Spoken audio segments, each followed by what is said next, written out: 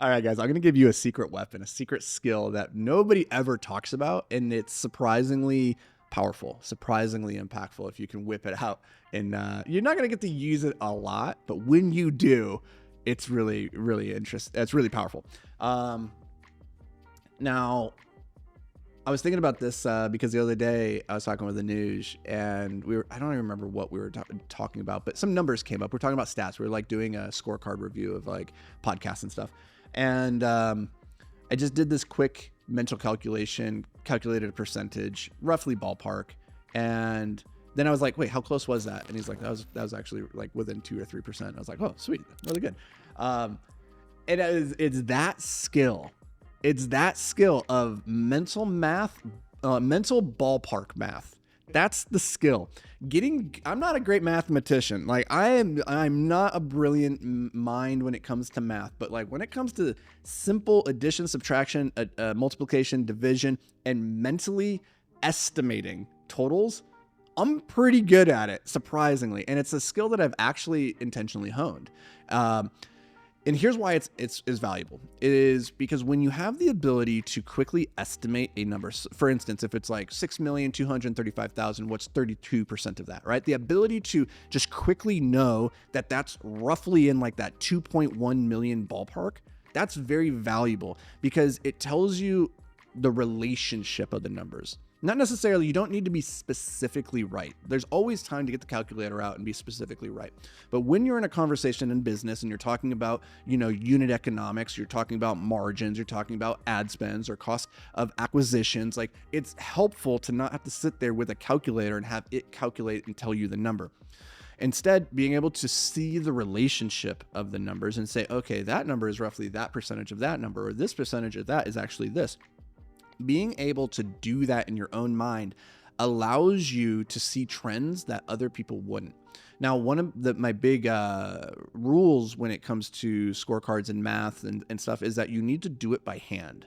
You don't just have somebody hand you the scorecard per se with the numbers. Like it's helpful for them to have manually put the numbers in there and then for you to actually look at that and calculate how do these relate to themselves? Because if you're just giving me the numbers, if you're just looking at the numbers and you're relying on the calculator to tell you exactly what the math should be, you're just looking at data, but you're not gaining insight and understanding. And mental math, mental ballpark math is all about developing an intuition. And insight comes from the combination of intuition plus the data, right? What does your intuition say about the data? What does it say to you beyond what the number just says?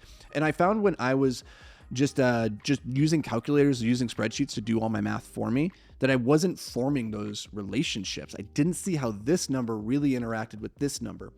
And so I got really intentional about this about 6 years ago. And I started playing with there's different apps that you can do this with, but there's different ways of doing it.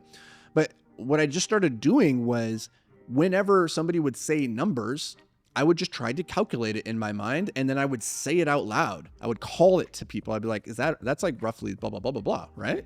And then by doing it in public, it became this loop really quickly where if I was wrong, I go, oh, that's where I went wrong. Cool. If I was right, then I was like reinforced. I was like, huzzah, I did it. Right.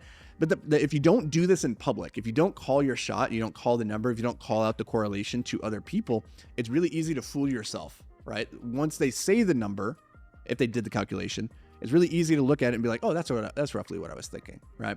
But it's actually quite valuable to do the quick mental math, call it out there, and then see how close you were to it. A couple things will happen here. You're going to get better at it over time. And when you do, your instincts around the numbers gets better. That's awesome. The other benefit of this is that it's wildly impressive to other people. It's because most people really suck at mental math. I was one of them, right? And so when you could just ballpark a number really quickly and get within 5% of it, like people look at you and they're like, is he a math savant? And you're like, maybe, maybe not. It's actually served me incredibly well. It's a really weird skill, but it's one that I actually honed very intentionally. It's one I use with great intention still.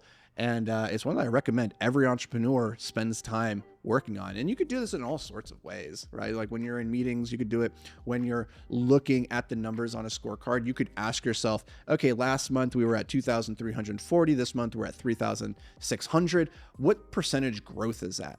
And you just take 30 seconds and you just in your mind, you go, what number is that, right?